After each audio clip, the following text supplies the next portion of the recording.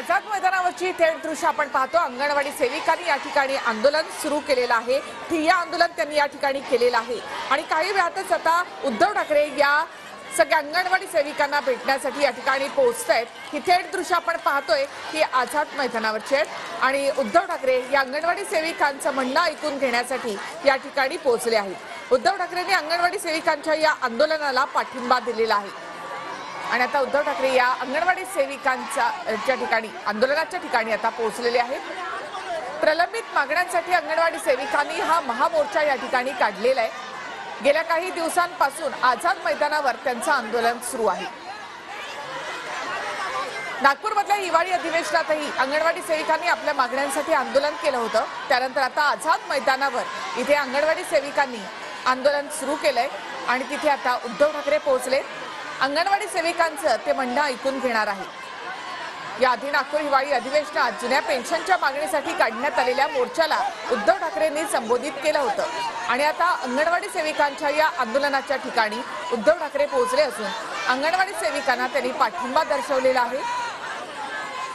अंगणवाडी सेविकांशी संवाद साधताना उद्धव ठाकरे काय बोलतात याकडे आता सर्वांचं लक्ष असेल। तर आझाद मैदानाच्या बाहेर देखील अंगणवाडी सेविकांनी जोरदार घोषणाबाजी केली आहे।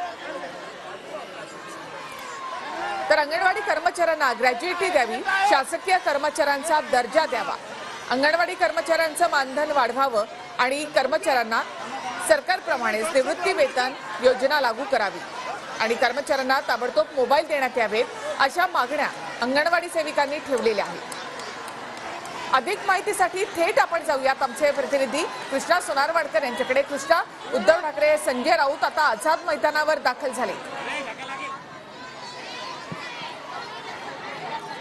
देखील आपण पाहतोय की उद्धव ठाकरे आझाद मैदानामध्ये पोहोचलेले आहेत आणि थोड्याच वेळामध्ये अंगणवाडी सेविका ज्या आंदोलनाला बसलेल्या आहेत त्यांच्याशी संवाद साधणार आहेत। आपण पाहतोय की सकाळपासून मोठ्या प्रमाणामध्ये अंगणवाडी सेविका ह्या मुंबईच्या आझाद मैदानामध्ये उपस्थित आहेत आणि त्यांच्याकडून ठिय्या आंदोलन हे पुकारण्यात आलेलं आहे आणि जर आमच्या मागण्या मान्य झाल्या नाही तर आम्ही मंत्रालयावर सुद्धा धडकू, अशा पद्धतीची भूमिका जी आहे ती या सगळ्या अंगणवाडी सेविकांनी घेतलेली आहे आणि त्यांच्याच आता मागण्या ज्या आहेत त्या समजून घेण्यासाठी किंवा त्यांच्याशी संवाद साधण्यासाठी उद्धव ठाकरे हे आझाद मैदानात पोहोचलेले आहेत। सध्या व्यासपीठावरती ठाकरे साहेब यांचं मंचावरती आगमन झालेलं आपल्या सगळ्यांना माहित आहे।